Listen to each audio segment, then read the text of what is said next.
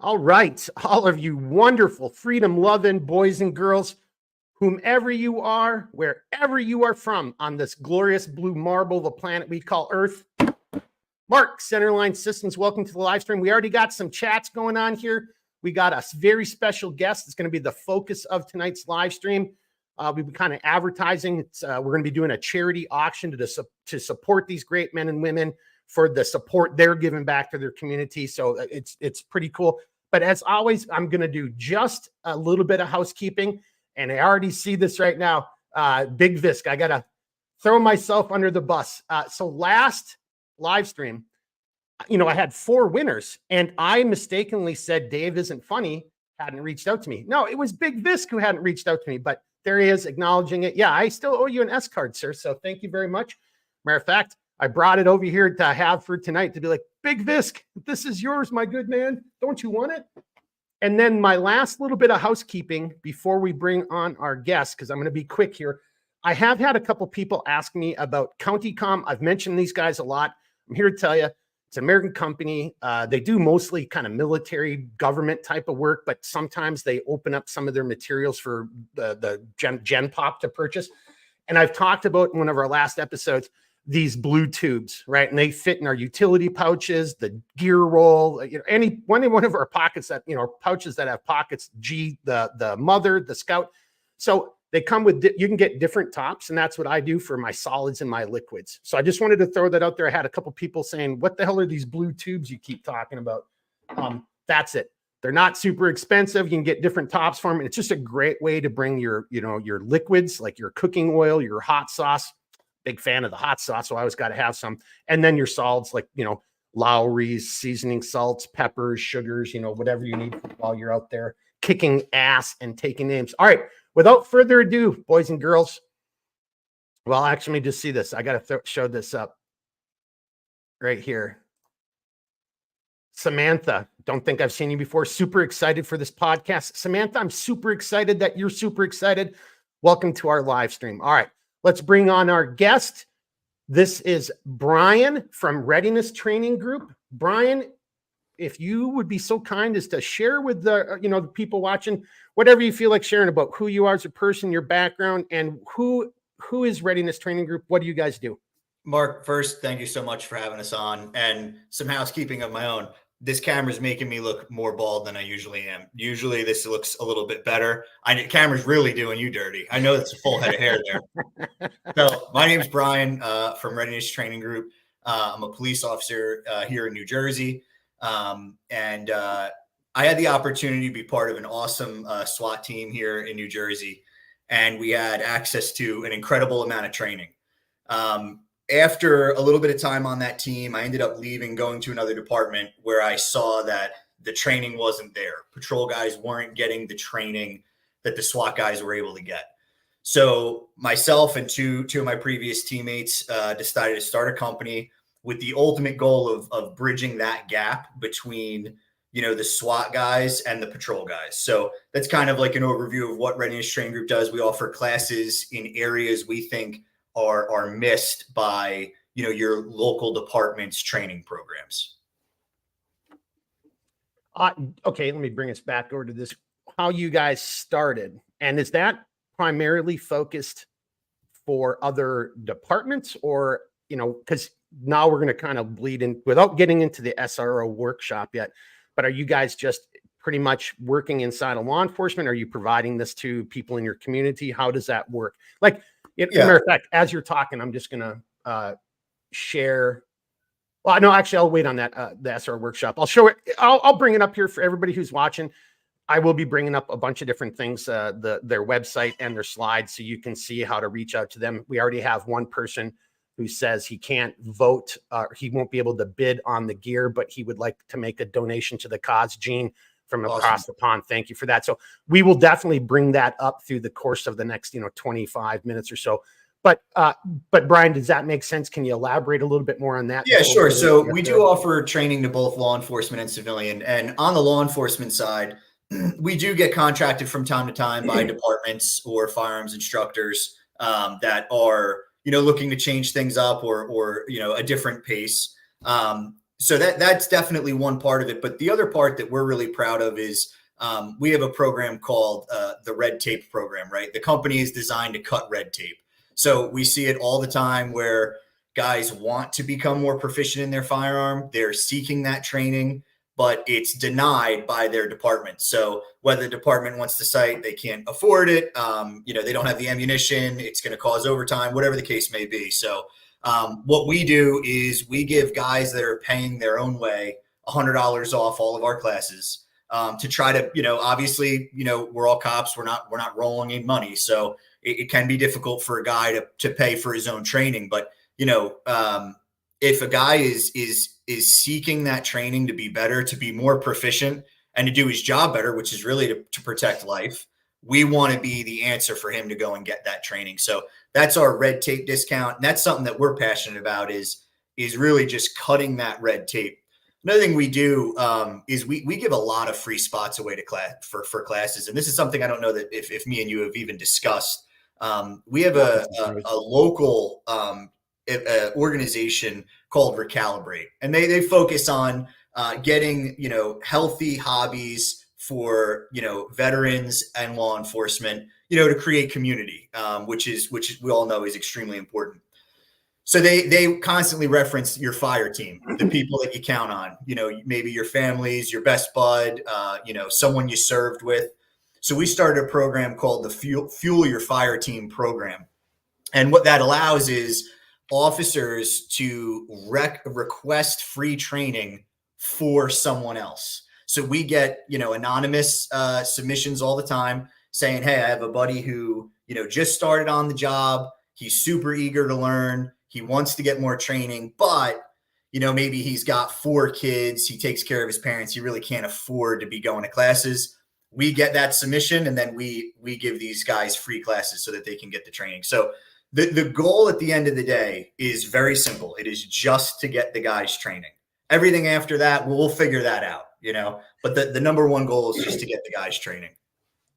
Just before we get into the SRO School Resource Officer Workshop, you stole my thunder. I don't know if you have a spy camera. I guess that was my background, but I already wrote down a note as you were talking to come back to training.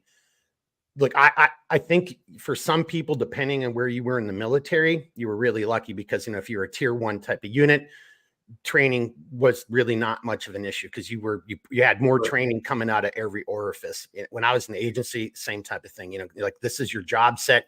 You've got to be not proficient. You have to be an expert at it. So going out and training with civilians, in their skill set was a huge thing in my background, and always was from the military too. And, Brian, if you would be so kind, because I don't think people quite get it.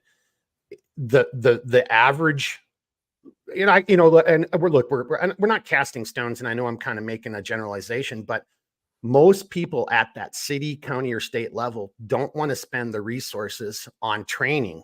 They want to spend it on other things. Training's not sexy, right? No. My response, and then I don't know if I'm setting you up for the easy home run. What's better, $1 million lawsuit?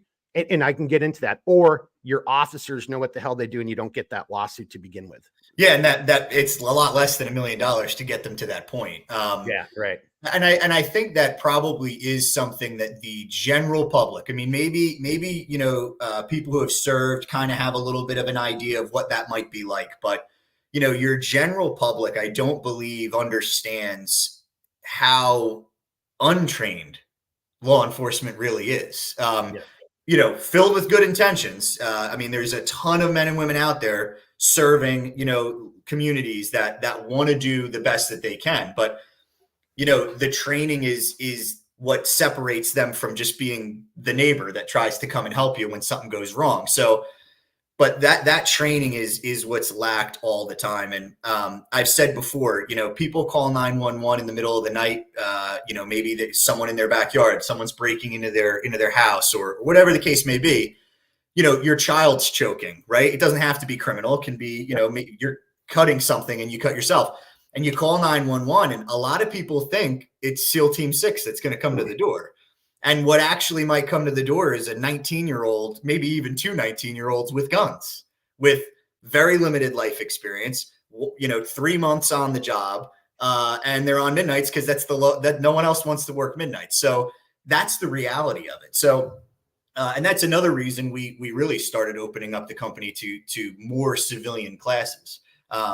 In New Jersey, they just legalized concealed carry for us here. So that's been a big topic for us. And hey, listen, if a civilian is going to, protect life, then why wouldn't we offer them the opportunity to train with us as well? So. Well, and there it is. And you don't know what you don't know. So two great points you bring up. I just want to sorry, we're kind of already going in a little few different directions, but one of the things that I've always kind of liked is, you don't know what you don't know. And, again, it's no harm, no foul, right? That 19, 20-year-old, that individual, their heart is in the right place, but you don't Correct. know what you don't know. That comes through experience. And how do we gain experience? By doing, by training, by more exposure to whatever more repetitions of whatever that thing is. So for you guys to pay it forward like you're doing and trying to, identifying, hey, here's an issue.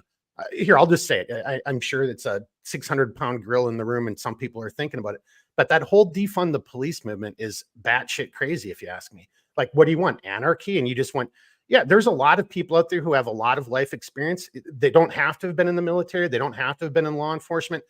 They've got great real world experiences that have really helped promote common sense and shui and knowing how to slow things down and that.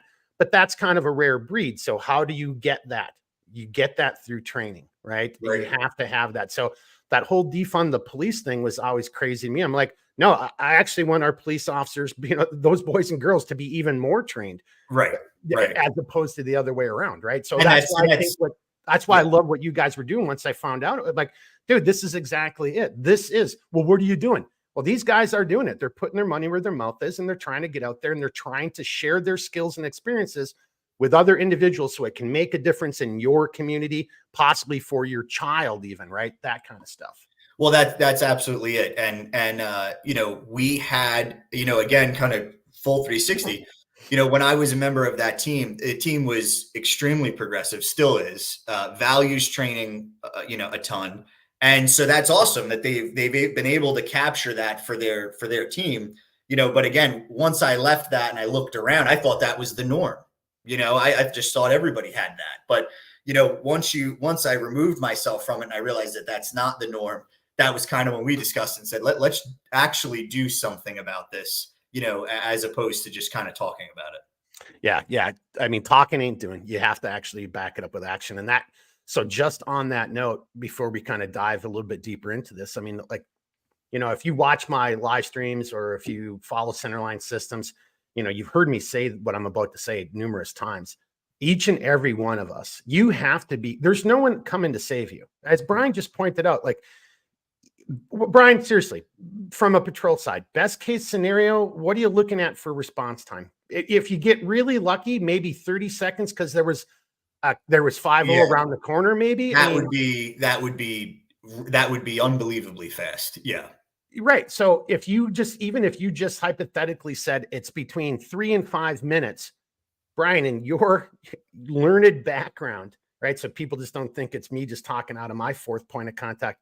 What can happen in 3 to 5 minutes? Yeah. I mean, that really, we're just coming to take the report at that point. There's a lot of times that we're not doing anything. I mean, and that's something that, you, again, like you had already hit on this point, you learn through training how quick and, for lack of a better term, how violent these things can be. And, when you see that, I think it opens your eyes. And that was one of the things, when we started doing our concealed carry class, we made it a force on force class. So we have basically simunition guns, paintball marking guns that, we have students go through scenarios and they quickly realize, you're not John Wayne. And it doesn't happen like that. It happens like a lot quicker. And before you know it, it's over. And you're yelling things that you don't even know what you're yelling. And you're doing things you didn't realize you were doing.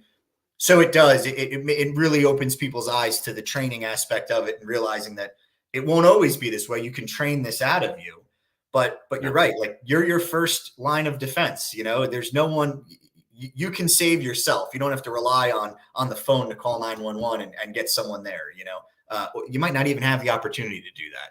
Well, so just on a very personal note, so I have a relative, I live outside of Duluth, Minnesota, out in the country, and one of my relatives is out in the country too. And I guess this would have been 5 years ago, middle of the night, somebody knocking on her door.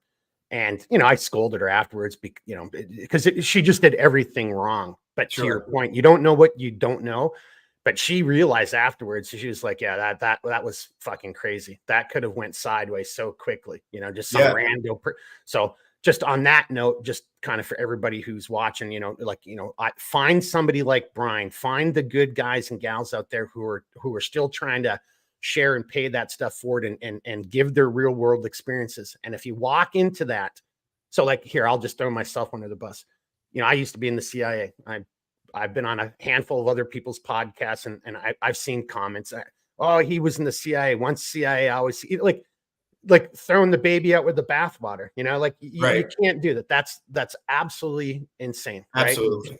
Judge a person by their character and the character of their actions. Right? You guys and gals are trying to do a great thing over there at RTG. So happy to have kind of found you some. I don't even know how it happened, but call it whatever you want. The cosmos came together. God made it, whatever, but it's a cool thing.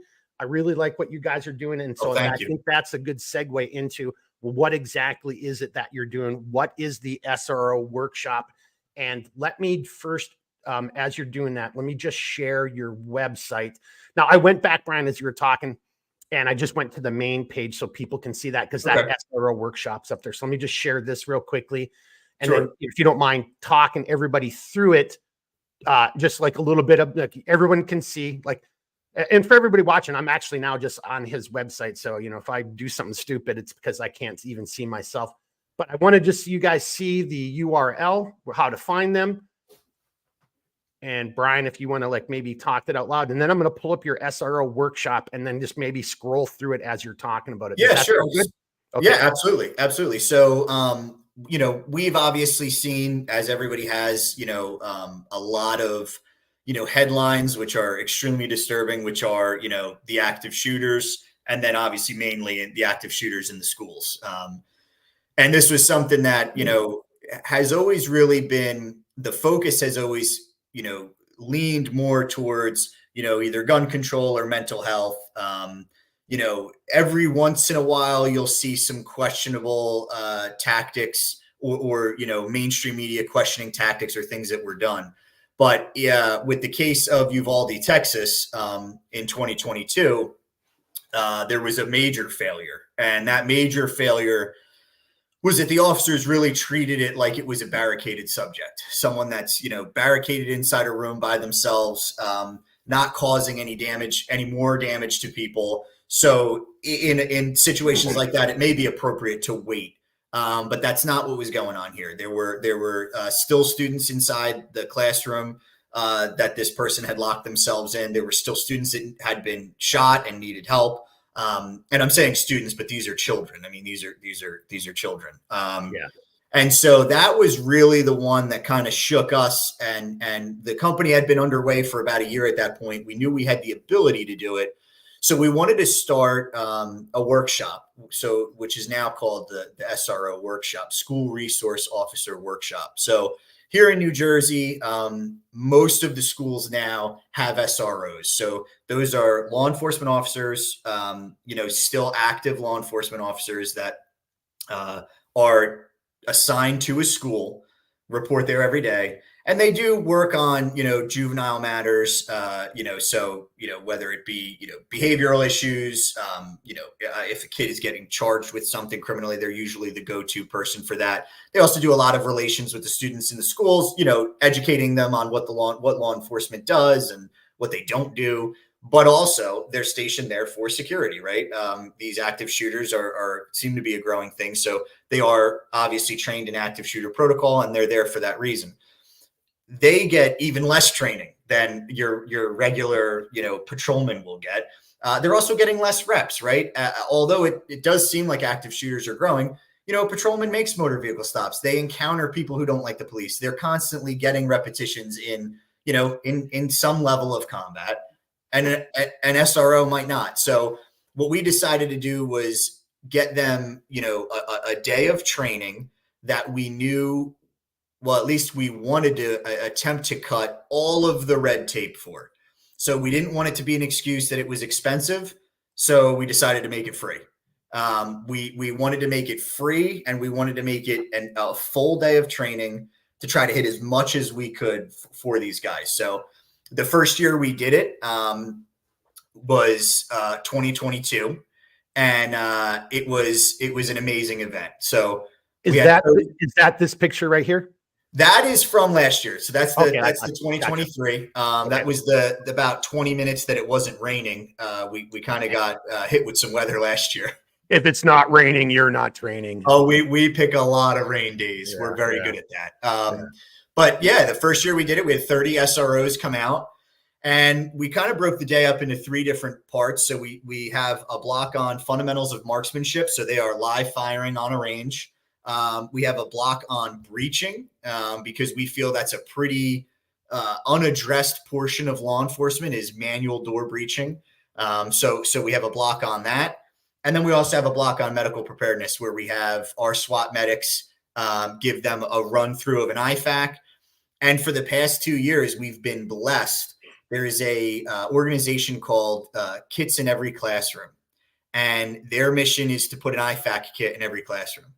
And each year we've had the SRO workshop, they have donated 30 IFACs. So every officer is leaving there with a North American Rescue IFAC. So now not only did they get training on the equipment, they leave with the equipment. Yeah. So we really just try to pack the day, as much as we can with good training. They get lunch in there, mainly because the facility we use is in the middle of nowhere. So there'd be nowhere for them to get lunch. And the best part about the SRO workshop, in my opinion, is that it's completely funded by the community. People who fully believe in what we're doing, business owners in the area that just feel that this is a great cause. And, the support we've gotten from the SRO workshop has been awesome to see. It's been awesome to see this community really say, you know what, we can take control over the training that the cops get and donate to the SRO workshop. And you know what? It's out of the hands of administration and all the red tape. It just cuts them all out of it, right? It's a free day of training. The officer doesn't need to pay. And we can give them that training. And so the SRO workshop has been something that we're honored to do. And this year is our 3rd year. And I got to say, the event just keeps growing. It gets easier. We announced the date and have registration open, and it's I think we're 3 spots away from being full already. So it's great. We have people traveling from Pennsylvania. So if that's not a sign that the training is needed, we have officers from Pennsylvania that are going to drive 4 hours to come and get this training because they need it. So we're honored to do it, and we love doing it, and we're super grateful for people like yourself that support the SRO workshop. Well, so just on that right there, because, previously, and then a lot of what you're talking about is community. So again, absolutely, I'm not trying to be a dick here, but if you're watching this live stream or if you watch it on demand and you just automatically are like, the hell with cops and the hell with whatever. I mean, well, there's a kiddie table for you to sit at, because this is community paying it forward, right? Because I'm willing to bet that maybe not everybody who's attended, but a lot of the people who've attended, they're still in some form or another of contact with you or other SROs. That's a great, and a lot, again, you don't know what you don't know. And maybe, your thing is like, well, we go and we do our qualifications once a year, and you're not actually, doing, you're not doing rehearsals. You're not doing any type of training on your own. But the moment you start getting into a little bit of community where this is your world, man, your buddies, boys or girls, they ain't gonna let you get away with that shit. I mean, that just doesn't slide in that world, right? So you just made something even better by just that one event. Just that one event can make a difference. I think anyway. Yeah, absolutely. That's something that we say all the time as well. Is we try to hit a lot of different topics within our classes that we offer. So we try to have whatever our students are looking for. We want to be able to cover that. And then also too, we have a great community of other instructors. Listen, if someone wants to attend one of our classes, we're glad to have it. But if you're not in our area, we know that you're not going to fly across the country maybe, but hey, maybe we know someone in your area that we've talked to that we believe is on the right track in building that community, and we can send you their direction, so that's one of the most amazing things about it is there's community even in training groups, right? That's right. And I don't know if you can see Glenn's comment, Glenn Sure. the plumber. I wish there was something like this in my area, Dallas, Fort Worth, Texas area. So to your point right there, if it, it always amazes me. You see all these comments, and not necessarily my videos, but in other videos, like, well, what are we going to do? Or what are you doing about it? Like, I don't know. I'm doing this right now. Right. Brian and his people are doing their things. I'm like, we're doing something. It just seems to me that you're just bitching and complaining about this, hypothetical person. Glenn's point, and I think that ties in perfectly with what you were just talking about, Brian. Do you have any advice that you'd be willing to give to, not necessarily to Glenn specifically, but just you already kind of said it, but how can other people find a way? If you want to make your community better, well, then you have to get involved. I mean, I think that's just kind of a no-brainer, but but you got any advice for Glenn and anyone else who watches this to that point you just made? So specifically, if anybody's ever looking for training in like a specific area, right? I mean, Glenn included there, shoot us an email. We will absolutely, find one of the companies that we trust and like and get along with, or maybe have even trained with, that goes out to Texas, right? Readiness Training Group is made of active law enforcement officers in New Jersey. So we don't travel, not that far, right? Only because we're limited to, hey, we got to be at work on Monday, right? So, but there are companies that do that. But the other thing too is, to your point of addressing, right? You recognize that there's a problem with something within your community, and now you want to try to help that. The best way I can say to address that is you don't have to go outside of what you normally do, right? So say you're a heating and air conditioning contractor, right? And you want to get more involved in community. Well, one of the things you can offer is that service for someone who needs it that may not be able to, afford whatever they need, right? And you certainly don't have to give yourself away for free, or pay for someone's service, but those are the kinds of things you can do. It doesn't mean that you have to start an SRO workshop when you don't know anything about training, maybe, right?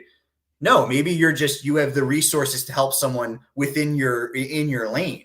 And that's really what we need, because at the end of the day, I can't help some of the people that need help with, maybe they have medical issues, they have medical questions, not the guy, right? I can't help you with that. But there is someone out there that would be willing to help you. So that is kind of, getting involved in community can mean staying within the lane or what and then just getting connected with the people that are going to be able to connect you to the people that need your service or your help.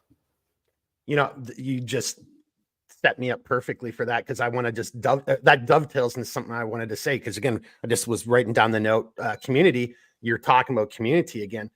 So when I used to teach, and we've taught a little bit over on our when we stopped doing mission critical podcasts, but over there I even taught a couple classes that'll probably start happening again more in the future on Centerline. Just I'm not 100% sure, but to your point, one of the classes I taught, you just stole the thunder. It's like you don't know everything, and it's next to impossible for you to become a master of all things. When I was in agencies, I was a ground branch guy. I was definitely the jack of all trades and master of none. I could do this. I could do it well enough under duress to not get us killed, but I was never because you just don't have that time. So for that, I would turn to you, Brian. You're like, I can do this, but this is your wheelhouse. And then you would either teach us if we had the downtime, or you would be the subject matter expert that we would go to in crunch time. I think there's absolutely nothing wrong with that model for anyone who's out there. Unless you are, independently wealthy, Elon Musk type of thing. Yeah. You don't have the ability to learn everything you want to learn. It's just, there's just not enough. There's only 24 hours in a day, 7 days a week. So yeah, it's using the resources that you have, and especially, this is a perfect example, right? I mean, this is an opportunity for me to speak about the SR workshop, right? And this is your resource. This is your platform. And that's what, that's a donation in and of itself, right? Because hey, you like this idea, right? You think it's important. And here we are now talking about it on a live. Like, that is community. That is using what you have and making sure it gets to other people that could use it or need it. Right. And obviously, if you can do that, in a manner that creates even more community, it's like this compounding community of people, and that's the coolest part. Since we started the SRO workshop, the community that supports this, I mean, it's tight. We talk year round, and support each other year round in our endeavors. And, we donate to a bunch of charities. It comes back around for the SRO workshop. So it's been awesome. And it's been this kind of snowballing effect of, trying to do good with what we have. And I think it's working. I think we're getting somewhere. Hey, so we're at 30 minutes right now. I try to keep these at around 30, 45 minutes. I want to give you, because you're really the main effort here, right? I'm just the supporting effort. But you just talked about donating and charity. So before I talk about what the charity auction is going to look like, and it's going to be all in support of Brian and Readiness Training Group. Again, you go back, you saw the URL, you can find them. We already had one person say, hey, I'm not going to make a bid on anything for the charity, but I can always make a donation. So there's so many ways that you can give back and that you can aid to that if it's something that you believe in. But I believe in it, and here's what we're going to do. Going back to Brian's point, community, and it ain't just me, right? You'll hear in a second. So we're going to do a charity auction. Now, I did 4 charity auctions last year, and I had some really good feedback from a lot of the participants. It was tons of fun for me because we just did it. Everybody was leaving comments. And that was how they were bidding, and they were trash talking each other and all kinds of, Right. Like, I bid 400. Hey, you make it 5 or what. And it was fun, right? It was really fun. But I think my takeaway from that is we found out that we limited some individuals from participating because, here's a guy making a bid of $500 and that was too rich for somebody else's blood. But a $10 ticket could always be good enough, right, to support it. So I think what we're going to do, on the 9th of May, on that live stream, that's where I'll have everything set up, and it'll be the final announcement. That's when we're going to kick it off. But it's going to be buying a ticket type of an event, and it's going to probably be $10 a ticket, a max of 5 tickets per person. Where I want to reach a minimum goal of $500 to kick over to RTG. Awesome. You great men and women can always buy a ticket or just go make your own donation directly to them, right? So hopefully Brian, to your point, we're bringing just a little bit more attention to it and you get some additional donations. But here's what we're going to donate, right? So it's going to probably just be a $500. We're going to do, 50 $10 tickets, probably limit it to no more than 5 per person. And some of you out there are already picking up what I'm putting down. There's some pretty good Vegas math going on there. There's some good odds here for what's going to turn out to be approximately, it's 950. Just call it not quite $1,000 worth of gear. So on my side, I'm going to be donating one of our Sherpa belts, a Y harness, 2 padded strap wraps. And the reason I'm doing that, because it ties into something else I also believe in, is that everybody should have some type of belt rig, even if you're just out hiking, right? So I'm acknowledging that a lot of my customer base might not be law enforcement, may not be, rolling like you guys, Brian. So just pushing that over more into the outdoors, because everything Brian's talking about, it still applies. In my humble opinion, that still applies. If you're taking out in the woods for a weekend or a 10-mile hike, you got to have equipment, and you need to know how to use it.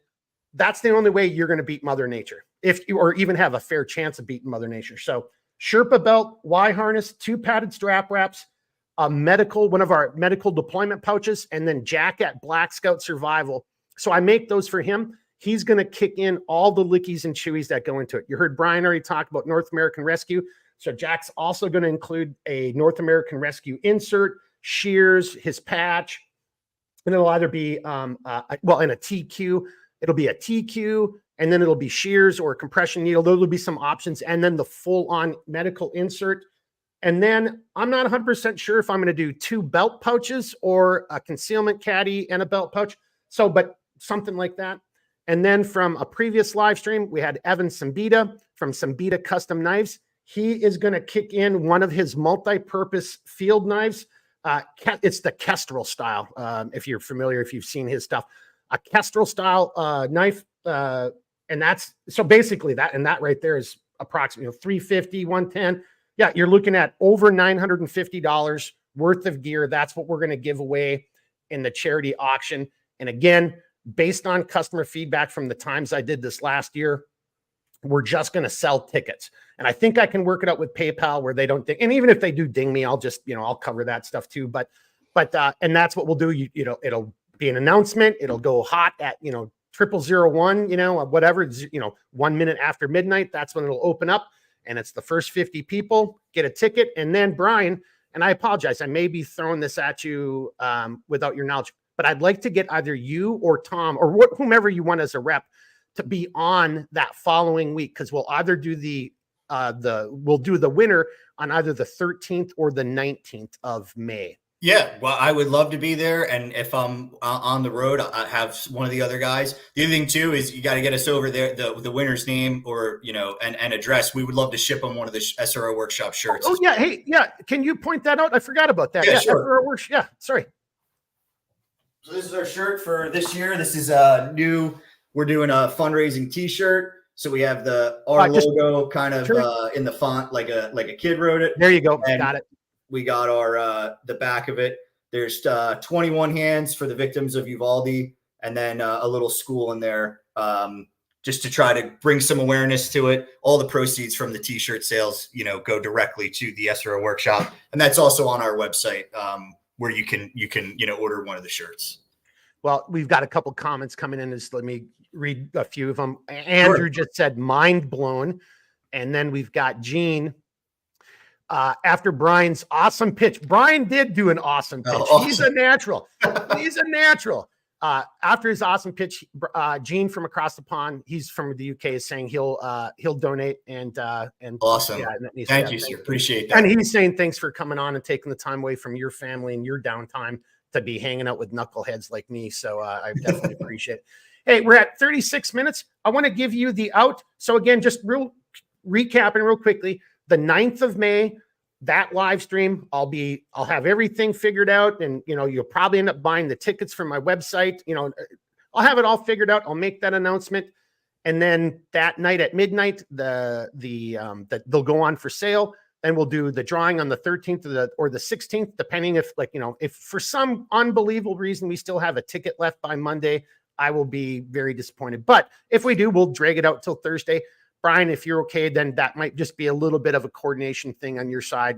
I'm sure we'll be able to work that out. No problem. Okay. And a huge shout out to Jack from Black Scout Survival for kicking in the med pouch, because it's technically really his. I make it for him, and all the inserts that go with it. And then Evan Sambita for throwing in the knife. And I forgot to mention, and Brian, hold me to this, but I think I kind of tweaked it a little bit, but here's what I'm thinking. And then just simply from me to you guys, when you do the SRO workshop, because you guys will have top shooters and you'll have some type of shit talking ranking. Oh, right? Absolutely. Yeah, of course. Okay. So I'm thinking for the first place, I'll give one of my belts and a med kit, that whole setup. For the second place person, a belt and one of our smaller belt pouches. And then, or it could be the utility pouch. And then the same thing in the third place. I'll have to tweak that a little bit, but I want all three of your top shooters to have a good everyday carry belt, and then one person with a medical thing. And then I should have had one out here, but these little belt pouches I have would be perfect for, you can put a tourniquet, a pressure dressing, and just a set of gloves in. So it's a really just no shit right on your body GSW kit if you really needed to have something like that, So yeah, we'll be sure to throw those on the prize table so that guys can see it when they're heading out to the range and they know what the stakes are. And I'll coordinate that more with you as we get closer to that time, because it's your program. I want to make sure I'm putting some gear in there that you're those participants, those individuals, because I don't want it to just be, oh, that's nice, bright and shiny. I want it to be something that actually they can use in the course of their everyday actions. Yeah, absolutely. We really appreciate that. Thank you. Okay. All right. Now I droned on for a little bit too long. So, all right, Brian, why don't you, if you don't mind, sir, maybe another 5 minutes or so, just final thoughts, parting comments. What would you like to say, sir? Yeah. Basically the way I would try to summarize all of it is, the SRO workshop was something that we decided to do to make community better. And Mark and I, we've talked about this before. this entire event runs on community, and we are so grateful to be, hosts of that. We take it very seriously. We have, a ton of sponsors that look forward to the event every year. But if the SRO workshop is something that you can donate to, obviously we're super appreciative of that. But other training companies, we would love to see start doing things like this right across the country. So maybe if you're buddies with someone who has a training company, or has some kind of knowledge that they could pass on to a school resource officer, that would be helpful. Have them reach out to us. We would love to help them get something like this going in their area, right? Because we can't be everywhere. But if we could grow the SRO workshop to kind of be, a focus on quite possibly one of the most important things, our children, right? And whether it be you have knowledge in medical, firearms, breaching, anything you think you could pass on to an SRO, that would be good. And maybe if you're not near New Jersey, that's okay. Let's try to see if we can get it to grow a little bit more, right? To different areas and build different community across the country. That would be a dream of ours for sure. That's freaking awesome right there. So you're like, I'm trying to come up with a little outro for as I go forward these, but one of the things I'm just working on is be the difference, be an asset. Like, and that's what you just said right there. Like, figuring out ways to work with our other like-minded individuals. I don't have to agree with you politically. That's nonsense. I don't care about that shit anyway. But like-minded, our children, we should be protecting our children, hands down. But you don't do that by violating other people's rights. You do that by being tougher, by being more efficient, by being an asset, by making it where that crazed individual just says, yeah, not today, because Brian's hanging out there and I don't want nothing to do with that scunion he's going to put on me if I come over his way. So I like that. I'll take that all day. Yeah, right on. All right. Final comments, sir, as we wrap this up. Thank you so much for having us on. We really appreciate the opportunity to talk about the SRO workshop. We are so passionate about it. And I really appreciate the opportunity. Right. Well, if you don't mind, just hang on a quick second, and I'm going to do an outro here. I'm going Absolutely. to see, do we have any here before I go? Any final comments or questions for Brian before we let him get back to being a normal person, enjoying his day off? I got nothing coming in. I just want to say thank you to everybody who joined us on tonight's live stream. Again, whether you jump in on the actual charity auction when we do it, or if you just want to donate $5, go back. You saw their website, their URL.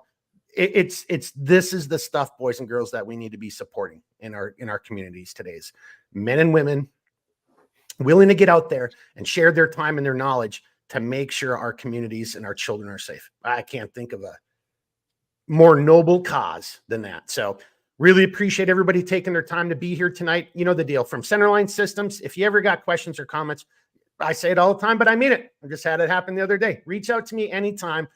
Gene, not at 3 a.m, sir. Reach out to me at any time. I'll do the best I can to help you out. Until then, as always, keep thinking, keep moving, never quit. All right, everybody.